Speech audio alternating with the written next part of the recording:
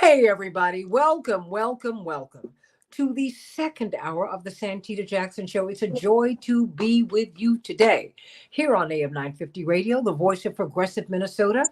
Hey, everybody. Join the Morning Stars on the Santita Jackson Show YouTube channel. Like and subscribe there, the Santita Jackson Show YouTube channel. My god brother Andre, how you doing, sweetie?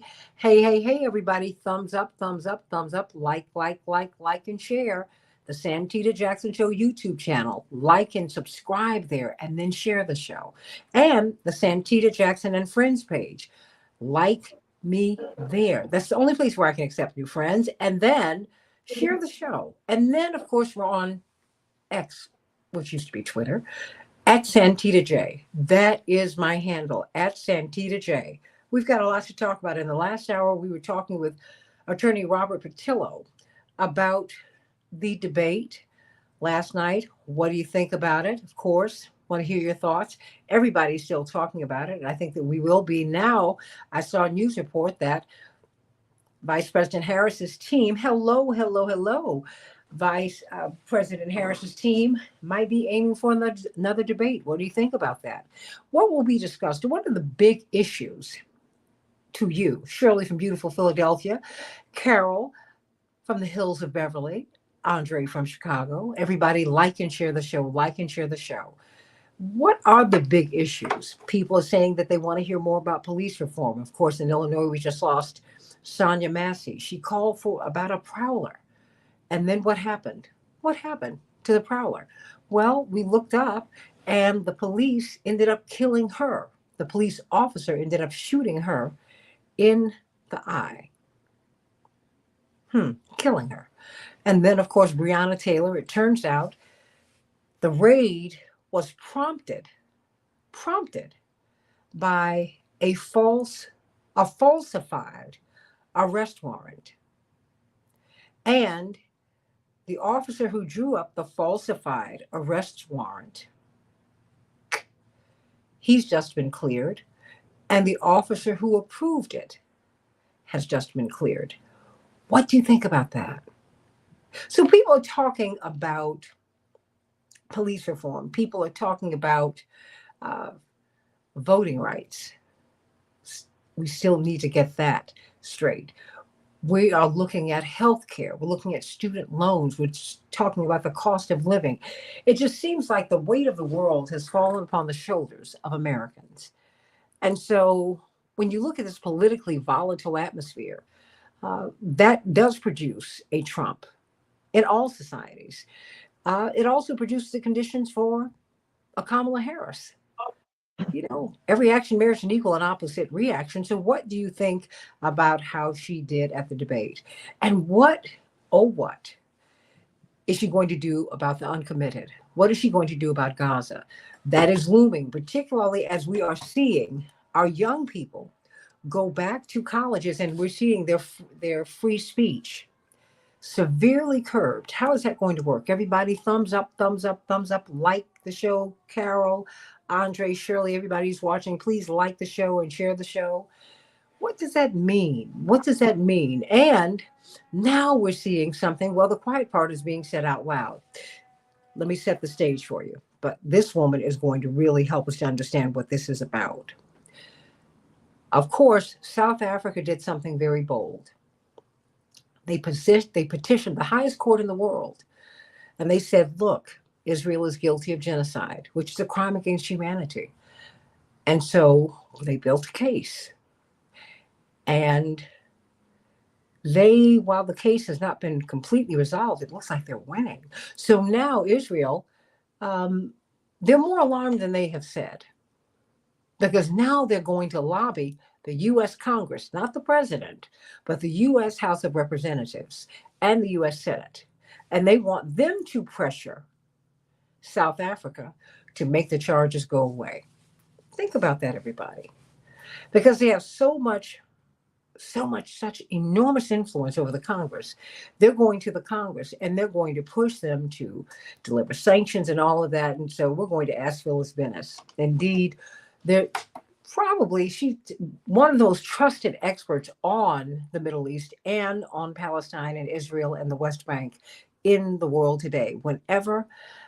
Whenever this issue comes up and it stays in our minds, I'm always looking for something that she has written. I'm always looking for something that she is writing. I want to know what she's thinking, because no one thinks more clearly. I know my father esteems her. Really, she's head and shoulders above everyone else.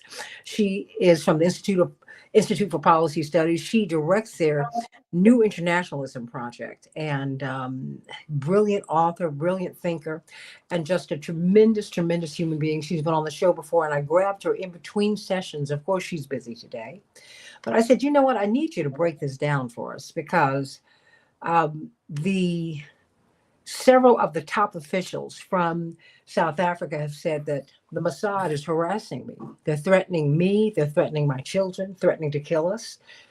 This is really high stakes stuff. And then when we see that Gaza really is on top of one of the world's richest trove of minerals and gas. Think about that. There's a lot going on here. So let's really talk about this. And so let me get right to this. Phyllis Bennis, you got to help me to understand what is Israel asking the U.S. Congress to do. And it seems to me they might be more shaken by these charges than at least they have said publicly. Phyllis Bennis. Well, thanks, Santita, and thanks for a lovely introduction. And my regards, of course, to your father. This is an old story on some level. The Israelis have a way of believing that they belong in our Congress. We've seen Prime Minister Netanyahu come to Congress just a few weeks ago and back in 2015. In all those cases, invited, in this case by Democrats and Republicans, and in 2015 it was by Republicans alone, without even consulting the White House, to urge the U.S. Congress, our leaders in our capital. He acted as if he was giving his own State of the Union address. And he came to convince members of Congress to vote against their president, President Barack Obama, in favor of the Israeli position, which was to oppose an agreement with Iran to control Iran's nuclear weapon, right? And again, just a few weeks ago, he came to persuade the U.S. Congress to support more and more unlimited amounts of money and arms to Israel to support this genocide in Gaza. So what we're seeing now is, in a sense, an escalation of that old history.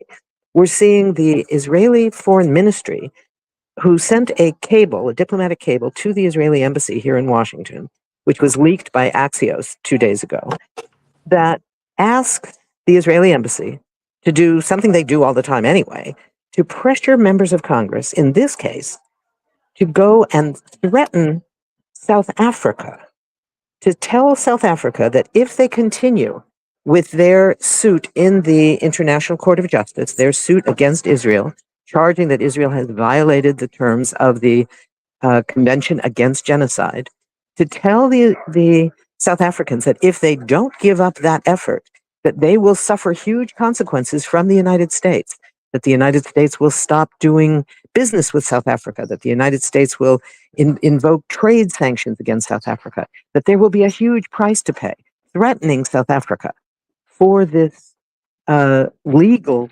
effort to hold Israel accountable for these violations. Now, in response to that, the South African president yesterday issued a very strong statement saying, we are going ahead.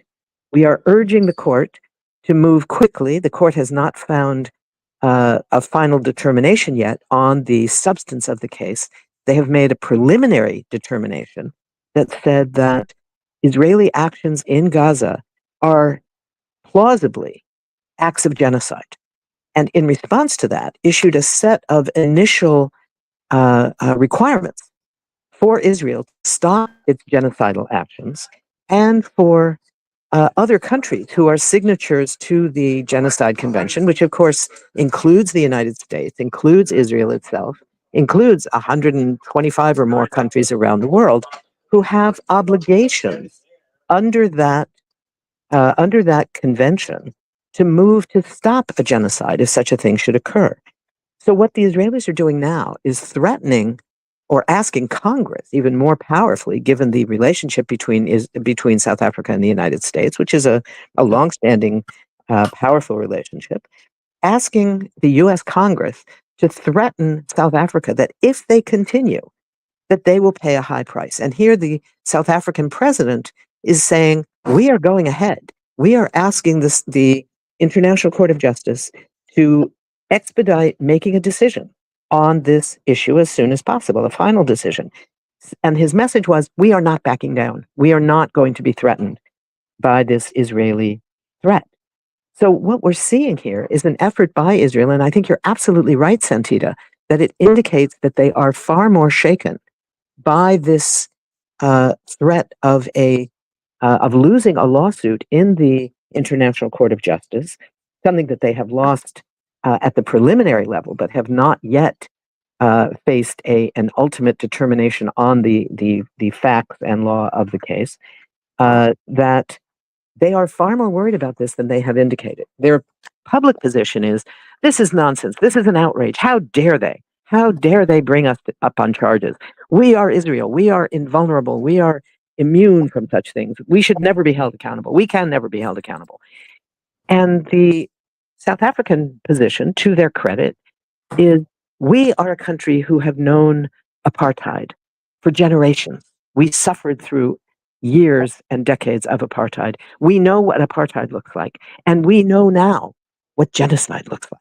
Mm. And they have said that we are going to hold Israel accountable in this International Court of the United Nations, the highest court in the world, and not accept this notion of the Israelis, which has been backed, we should note, by the US government, directly by the Biden administration, who has agreed with the idea that this is not a serious case, should not be taken seriously, even though it was an overwhelming majority, 14 out of 15 of the regular judges on this case, found in favor of the South African position and against the Israeli defense. And in that context, they included one of the one American judge on the International Court panel. So that made it very difficult for the U.S. to say, nobody in America could ever believe this. Well, it turns out that the U.S. judge did accept this case and accepted and agreed with the majority that said that these actions are plausibly genocide. So what the Israeli request now is of their embassy is to go to Congress, and I have a feeling they will be targeting the Black Caucus of the Congress particularly, because Israel has made a major effort in recent years of targeting members of the Black Caucus for their propaganda, and they have tried very hard to win over African American support for Israel just at a time when Israel is increasingly understood to be carrying out apartheid. You know, major human rights organizations, Amnesty International, Human Rights Watch, Israeli human rights organizations, B'Tselem, Yesh Din, and organizations essentially all over the world are now agreeing that Israel is carrying out an apartheid policy. This is a policy, of course, that has been in practice in Israel from its founding in 1948. So that's what we're dealing with here today. It's an effort by Israel to not just lobby our Congress, but ask our Congress to threaten another country, in this case, South Africa, that the U.S. should threaten South Africa at the behest of Israel. And it's an outrage. It's an absolute outrage, Santita. Isn't it fraught with political dangers too? I mean, internationally Yeah. and domestically. Could you explain more about the relationship between South Africans, and particularly South African freedom fighters, the Mandelas and the Zulus, you know, and on, and the Palestinians, the Yasser Arafats, etc. Hmm. Yeah. Because no Israeli flight had landing rights on the continent of Africa during the apartheid regime. If they were leaving South Africa, they could only, South Africa, should I say, let me get this straight. Hmm. South Africa could only refuel in Israel. They did not have permission to land in any African country. Quote, Right. they could Right. only, I mean, when I found that out, I think I was in college 1,000 years ago. And, but, and of course, just given our involvement internationally, you got a chance to see. Well, that's why I think it's important for us to have these discussions. And Absolutely. And, I the love point what that you're you're raising is so key about the history of South Africa and its liberation forces with the Palestinian struggle for freedom. They see it as very, very similar struggles, very different in many ways. Just as South African apartheid did not look like Israeli apartheid looks today, they're very different. But what they share is that they both stood in violation of the international covenant of the crime of apartheid. Mhm. And that's crucial. It was in that context that you saw President Nelson Mandela, Archbishop Desmond Tutu, who built strong, powerful relations of solidarity with the Palestinian people, in Bishop Tutu's case with the Palestinian churches in particular, Mhm. but with the PLO as a whole, the Palestine Liberation Organization, with Yasser Arafat, the longtime leader of the PLO. These were all relations of solidarity that emerged in the context of a struggle against settler colonialism. It's in Well, that context that there is still this strong bond between South Africans, including younger South Africans who were not even alive and conscious during the apartheid years, who have made it their mission now to stand up against the new apartheid regime in Israel, newly identified, let's say, and how it is now carrying out a genocide. So the leader of the South African team, for example, who came to The Hague to argue the South African case at the International Court of Justice, I thought he was quite young. He's actually not as young as he looks, I guess, a young South African, a brilliant lawyer who was at the time South Africa's Minister of Justice. And he led this dream team of a South African rainbow team of black and white and colored and Indian South African lawyers, an Irish lawyer. It was an amazing team. And he introduced the team to the court. That Minister of Justice, Ronald Lamola, is now the Minister for Foreign Affairs, and is coming to the United States this week for those meetings. So it's in the context of his visit that Israel has announced this effort publicly, and it may be a trial balloon, it may be something they're just checking out here, but if it's serious, this is a very dangerous moment when you have the government of South Africa trying to use the U.S. Congress as a way of pressuring South Africa. So and this is a very serious moment here. and I am concerned about. Oh boy, there's so many layers here. At the risk of sounding redundant, which I am right now, but I'm thinking about how this will land domestically in the Black community. Because APAC has gone after Corey, taken her out. Right. Jamal Bowman. Bowman. Ilhan, Going back further, we can look at Earl Hilliard and Cynthia McKinney. So this is a long history of going after Black members of Congress who were perceived to be not maybe supportive of Palestinian rights, but at least insufficiently supportive of Israel. well, Gus Savage. I Yeah. remember I worked for him from Illinois, and he Hmm. went on the floor and gave a speech supportive of Palestinian rights. And he opened up the speech by saying, "The speech I'm about to give will probably make me lose my seat, but here I stand." And he did lose it. Yeah. So And this so is it an old concerns story. you. Well, yeah, and it concerns me because I'm wondering how this is going to land in the Black community in the Well, I United think that States. one of the key questions I think is, and this is why your show is so important, to the degree that the Black community hears about this, I Mhm. think there will be outrage towards this Israeli action, trying to interfere with our Congress and make our Congress a tool of Israeli interests in going after South Africa. I hope that many people in the Black community and everybody else in this country, everybody concerned with democracy, should be worried about this. But I think there's a special bond in the Black community. Historically, it was the Black caucus of the Congress Mhm. where the anti apartheid movement in the 1970s and early 80s first took hold. And it Mhm. was the Black Caucus that led that struggle. The Black churches were central to it, Black students. It was a huge movement against apartheid in this country. And you saw the role of the Black Caucus in playing such a crucial role in first getting the votes to vote for sanctions against apartheid South Africa. And then, when then President Ronald Reagan vetoed the bill, to get enough votes to overturn the veto.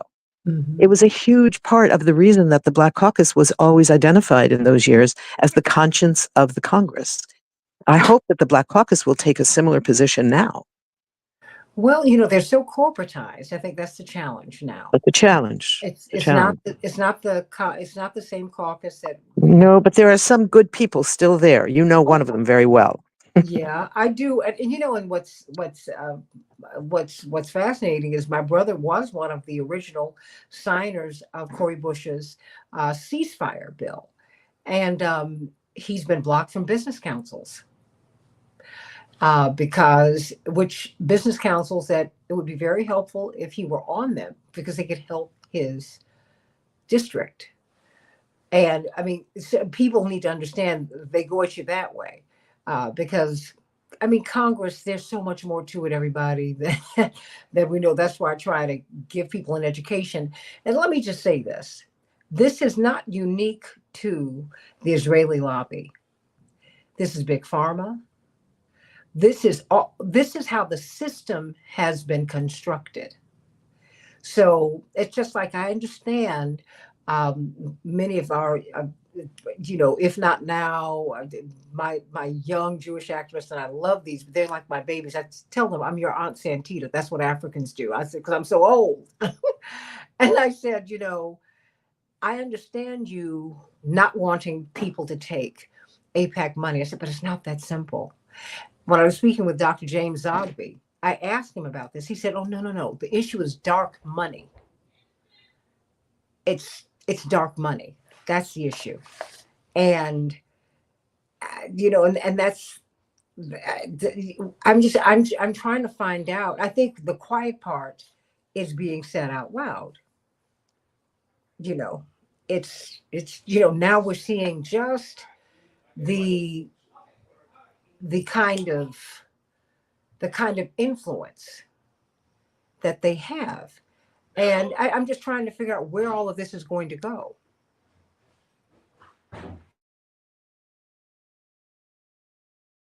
Oh, Phyllis Bennis, where do you see this going?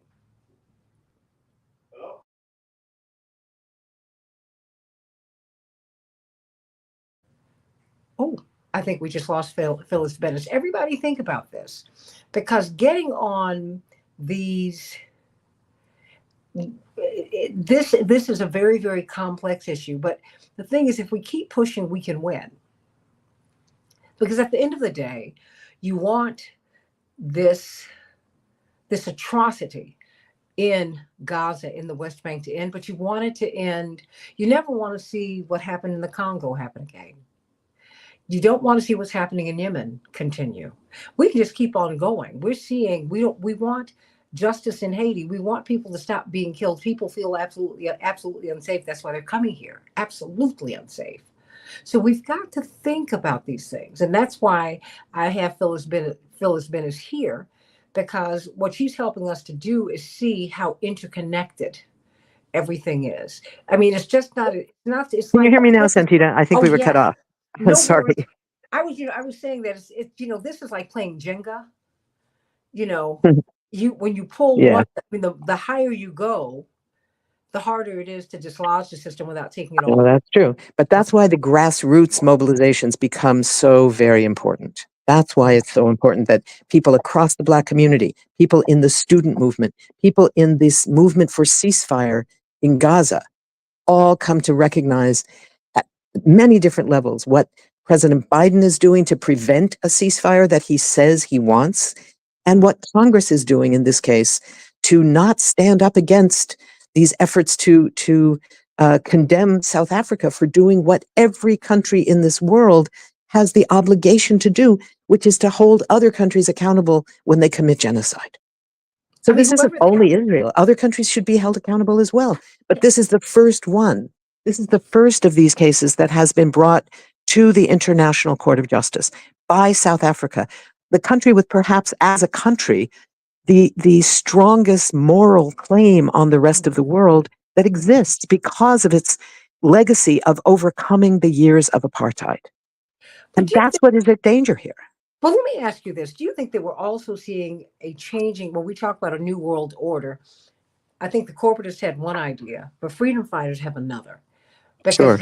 you have an African power, some power from the global south, who've gone after a big Western power. Because, that's the United States and Israel Right. and Great Britain. I mean, This was Israel one is of, not alone. this was one of the important reasons for that this case and the International Court of Justice was so important, precisely because it was not only the substance of the case, the challenge to Israeli genocide in Gaza, but it was also the first time that a country of the global south, South Africa, was prepared to seize the right to use the court, one of the international courts that has historically only been used by the powerful, by the white settler colonial countries in particular, the United States and Britain and Canada and Australia and New Zealand. These are the countries that felt that it was their right, along with the rest of Western Europe, the white countries, the powerful, the rich countries. It was for them to use these courts against the countries of Africa. All the cases in the International Criminal Court have been taken against African leaders. We have a similar situation here, where for the first time you have South Africa claiming the right to use the court to bring to justice another wealthy, powerful country that is the closest friend in the region of the United States. That's a huge break with the colonial origins of this court. And to say that this court belongs to everyone. This court belongs to the whole world. And we all have the right, the obligation to use this court and then to abide by this court's rulings when it says that every country that is a signatory to the Genocide Convention has the obligation to do everything in their power to prevent a genocide, and if a genocide occurs, to stop the genocide. Well, a genocide is occurring, and South Africa is taking the lead in showing what it means to do everything in its power, in this case, using the court itself to oppose the continuation of that genocide.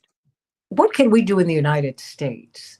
Or do we have any obligations? We Because have the same obligation as every other country to do. We are a signatory to the Genocide Convention and to the Apartheid Convention. And that means we have obligations. It's one of the interesting things, Santita. I do a lot of stuff around the UN and international law, and a lot of it is really complicated, and the language is like obtuse. Like, what are you talking about here? But unlike a lot of international law, both the Genocide Convention and the Apartheid Convention are really written in pretty simple terms. It's pretty clear. For acts of cruelty to be genocide, you need two things. You need one, the intent to destroy all or part of a particular social group.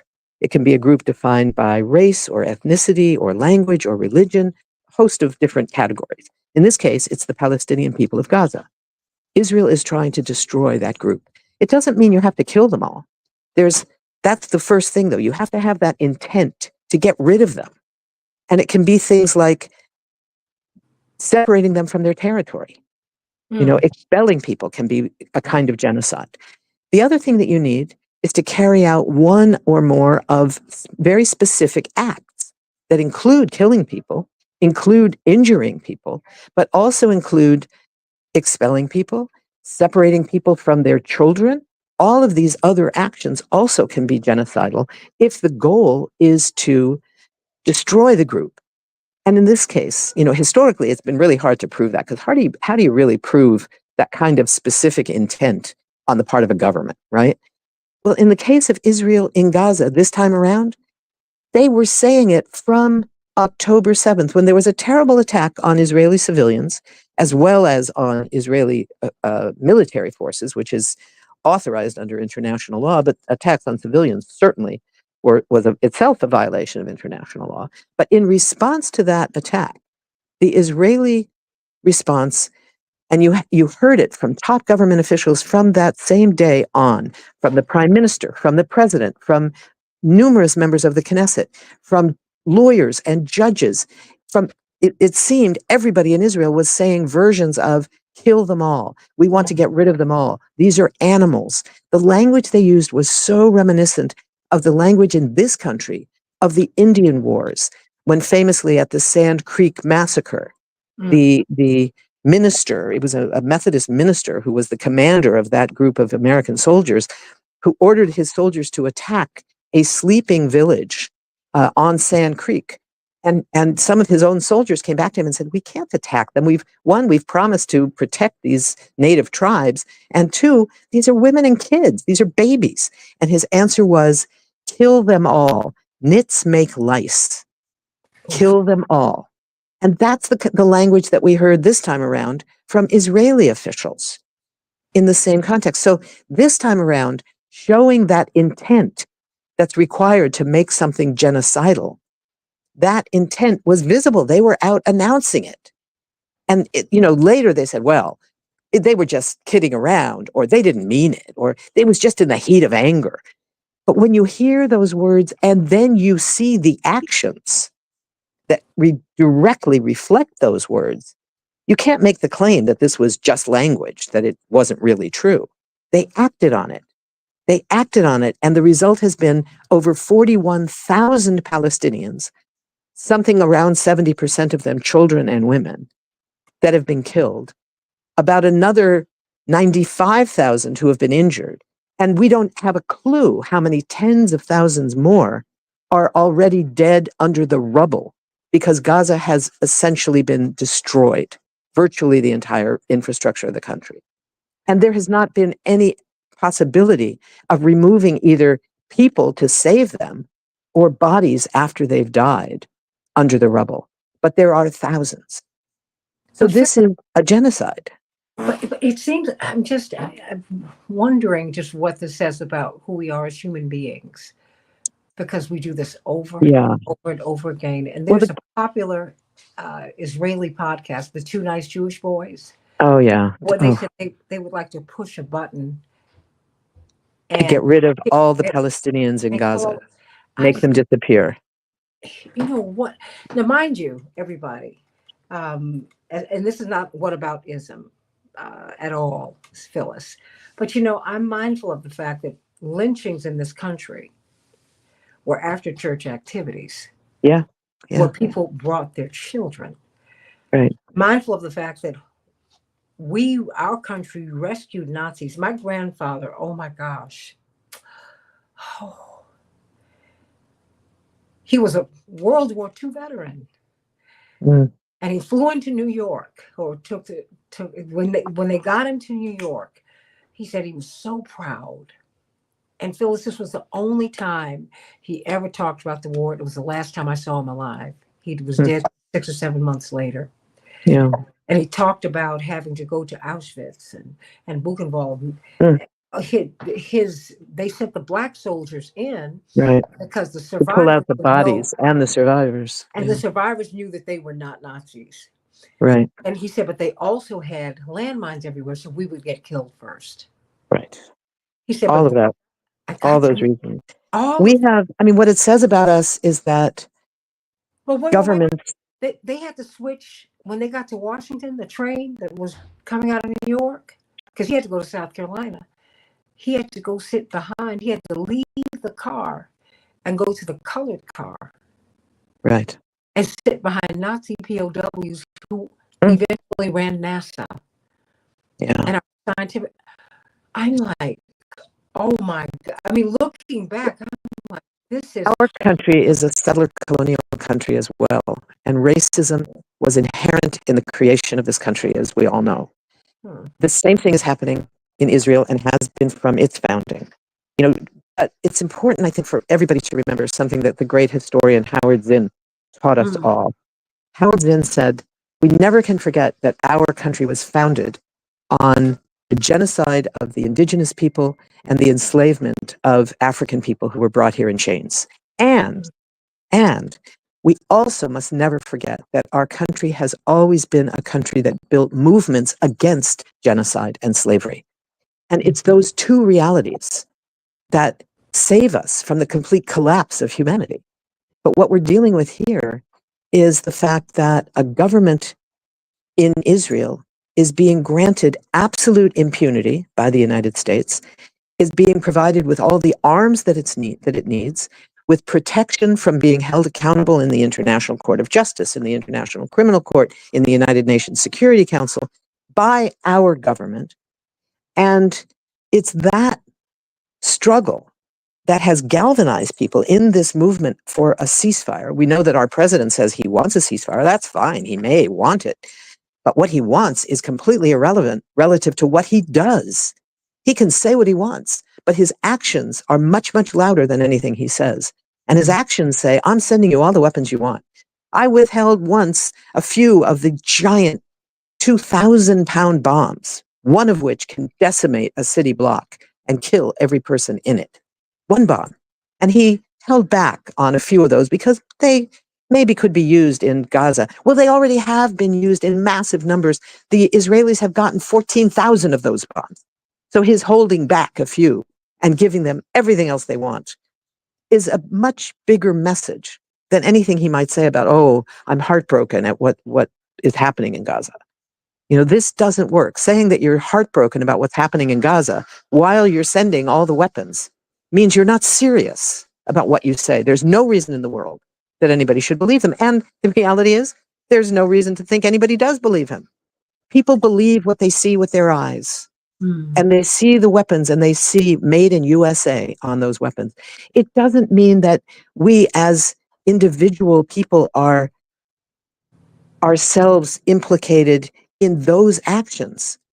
As long as we respond when we learn of these actions that are being taken by governments in our name using our tax money, $3.8 billion a year that Israel gets every year, come what may, regardless of anything.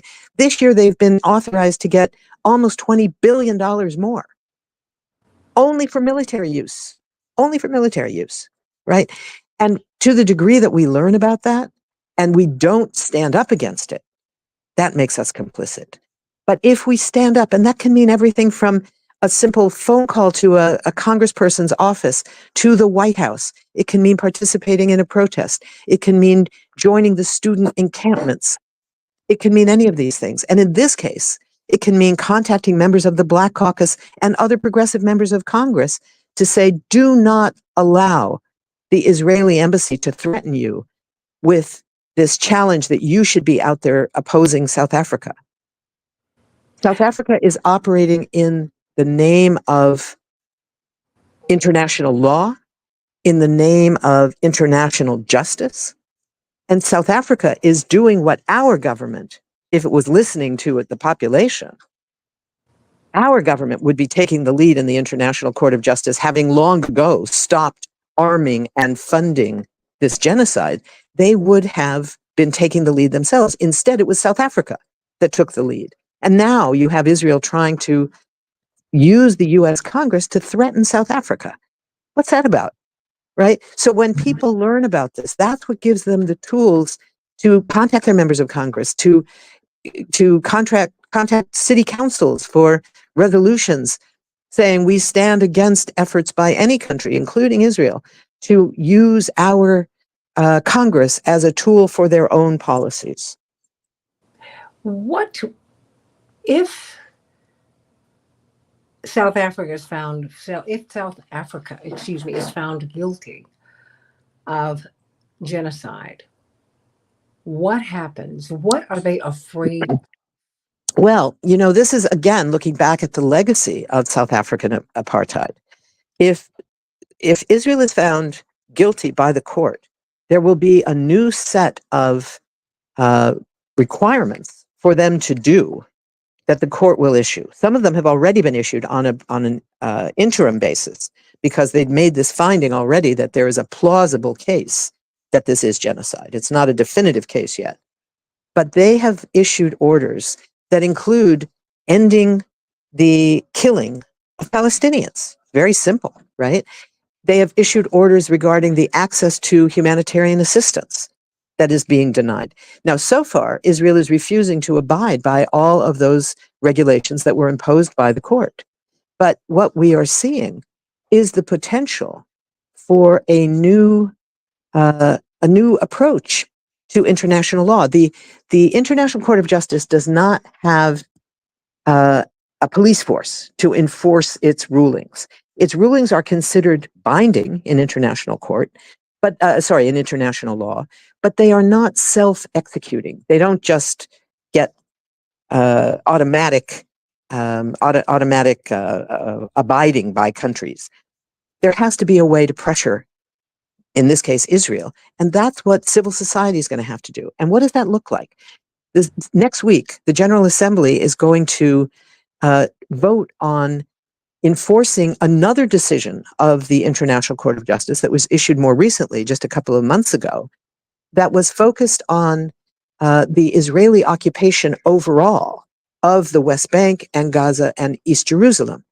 And it finds that the entire occupation is illegal, that the entire settler enterprise is illegal, that the settlers, and we're talking here almost 900,000 settlers who are violating international law every morning just by getting out of bed, that those settlers should be evacuated as soon as possible. These are extraordinary rulings by the court.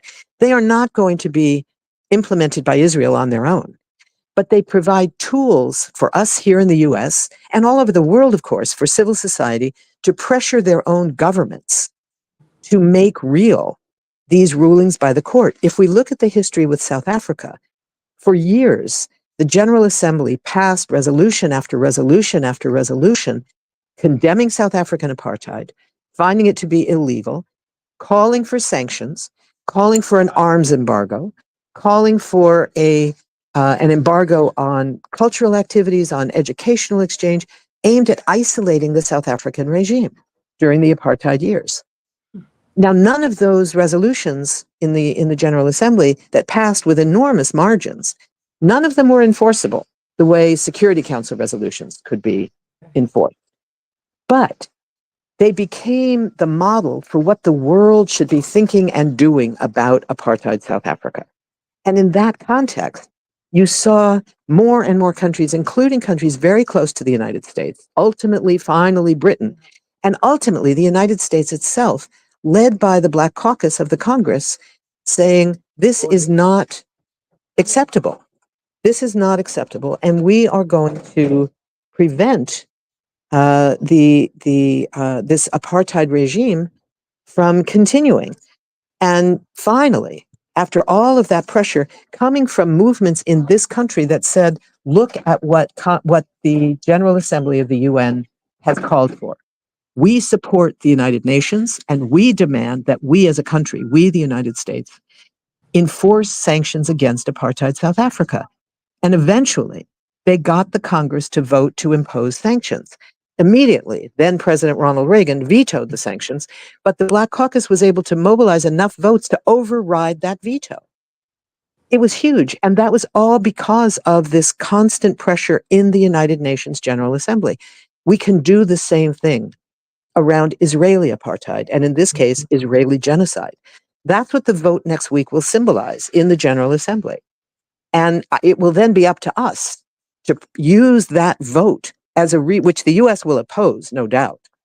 But we will say the vast majority of countries all around the world stand with the International Court of Justice and their decision that the Israeli occupation is itself illegal and must be ended, and that nothing should be done that enables it to continue. That includes sending weapons. So it's an order to the US to stop sending weapons, period, full stop. And then it's up to us to enforce it. And I'm sorry, Santita, I'm going to have to go in just a minute. Well, I want you to help us to close out. I've got a few more minutes here, and I want you to tell us to, because when you go after war, you're going after Raytheon. You're not just going after, say, a country. You're looking at corporations because they're the ones that are making the money. Same thing here. Yeah. Boeing is producing the F-16 jets that Israel is using to bomb the Palestinians. There are host of warmongers, war companies in this country that are making a killing in all sense of the word by providing the weapons that is enabling the Israeli genocide. And I would urge people to, there's easy research on, there's a bunch of them. There's the Who Prophets website. There's a bunch of websites. You can just Google, what your question is. War war manufacturers in Chicago, war manufacturers in Minnesota, whatever it is, you'll get appropriate focus areas. Members of Congress, even though this is right now not yet a congressional decision, it's still the question of a ceasefire is still in the hands of the White House, of the president, and President Biden is going to be president for another 4.5 months. The election doesn't end that. But so calls to the White House are always important. Also, just going back to Congress and saying, Mhm. don't let Israel force you to take a position opposing South Africa. We stand with South Africa. South Africa is using the tools of law, as we all should. The U.S. claims to be a country of law. Let us stand with law. Let us stop opposing law. And But that's what this is all about. very quickly, what should or can Kamala Harris do anything? Because it seems that she's Kamala Harris taken can do a lot. She okay. could she could say that when she says the language of Israel has the right of self-defense, which is actually not accurately true in international law, but if she says that, okay, and she goes on to say, and it matters how it carries that out, she could explain what that means, that it's not okay for them to claim self-defense as the basis for collective punishment, the attacks on civilians, specific attacks on protected territory like UN schools that have been targeted over and over again by the Israeli military.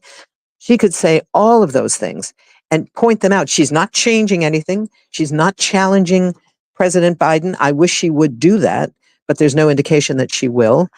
But there's plenty that she could do. She has given little hints that she might feel differently than he does about it, which is fine, but ultimately, again, irrelevant if it doesn't change the practice. Until she's president, she's still the vice president to this administration. But that doesn't mean she can't say a word. She could say plenty, and she could say it in a variety of circumstances, not necessarily campaigning, but including campaigning. She could say it from the vice president's office. She's got a loud bullhorn right now, and she could use it. She could say what she would do as president. It could be different than what her predecessor has done. I hope she does that because they say that she's 2 points ahead in Michigan, but with these gr- groups of Arab women disbanding That's over, right. they were treated at the Democratic convention That's right. on the floor and by not being allowed to speak. And just some of the rumblings that I hear, I wonder and I worry because I know that there's a way for her to craft a message so that everybody matters.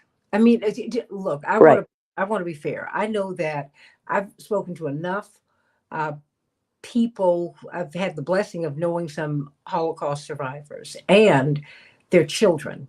That's why I was when people were kind of coming in on Bernie Sanders. I said, wait a minute, he's not even he's barely a generation away from the Holocaust. Right. So I kind of have to give him a little bit of space because it's just like my great grandmother and my grandmother. They lived in an apartheid America. Right. So when my parents were getting involved in the civil rights movement, they were like, "Oh no, something awful is going to happen to you." Right. Right. No, it So, was reasonable. so No, there's a history. There is a history, and we stand on that history. We stand on the shoulders of those who fought the civil rights movement, of those who fought for the anti-apartheid movement around South Africa, and that's where we've learned the lessons for this anti-apartheid movement. okay. So there's a So lot of work to do. what do you want to say before you go? I want to say that this is something that involves all of us as Americans. This is something that will come back to haunt us if we are seen as we are. This claim that this isn't who we are is wrong. This is exactly who we are. This is a nation grounded in genocide and slavery, but it is also a nation grounded in movements against genocide and slavery. And we need to reclaim that history as well.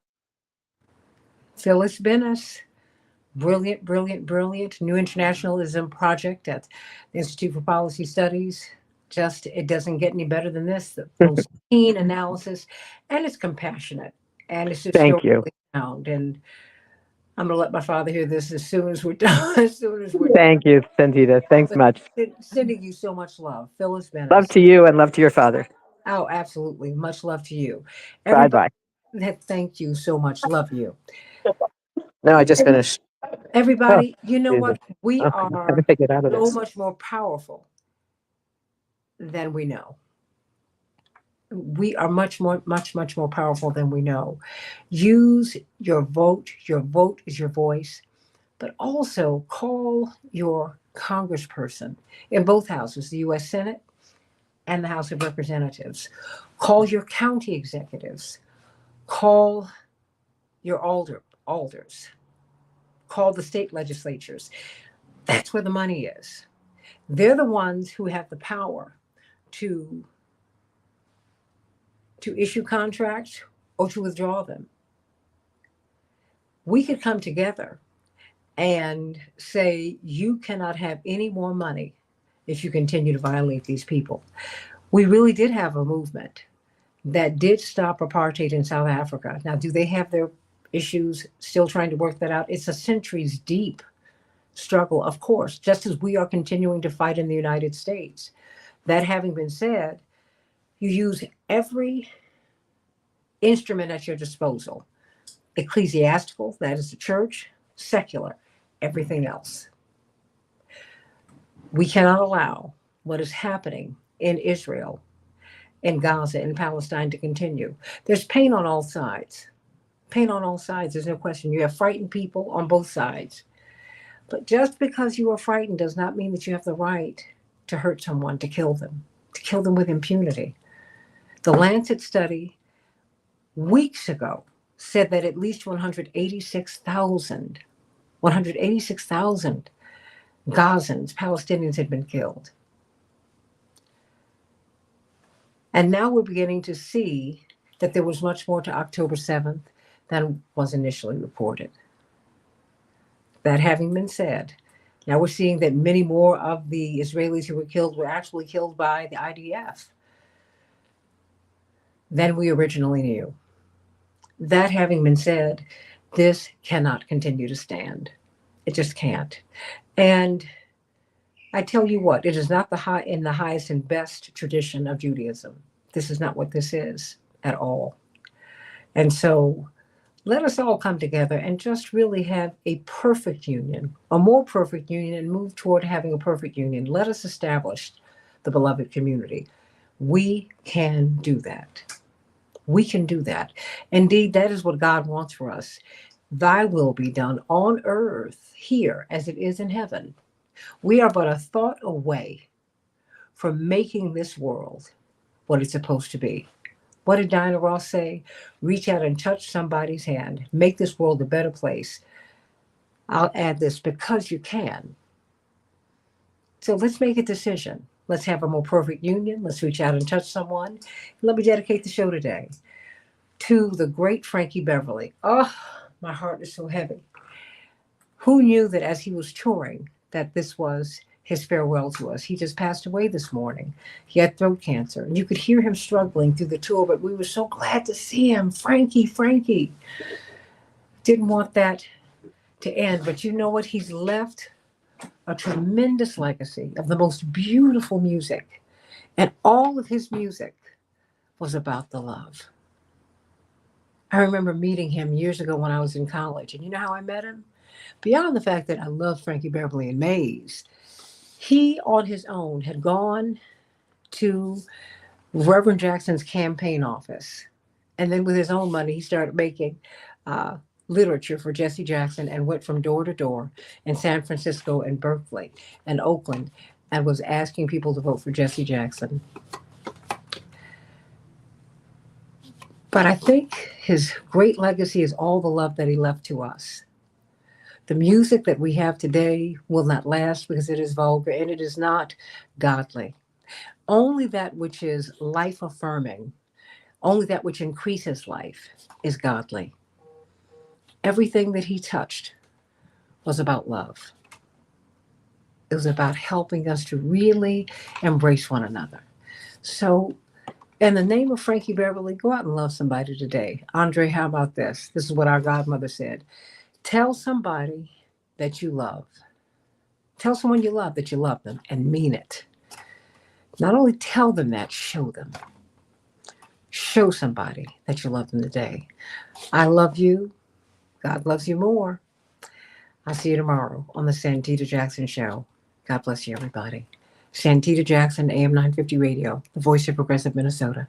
Love you, Frankie Beverly.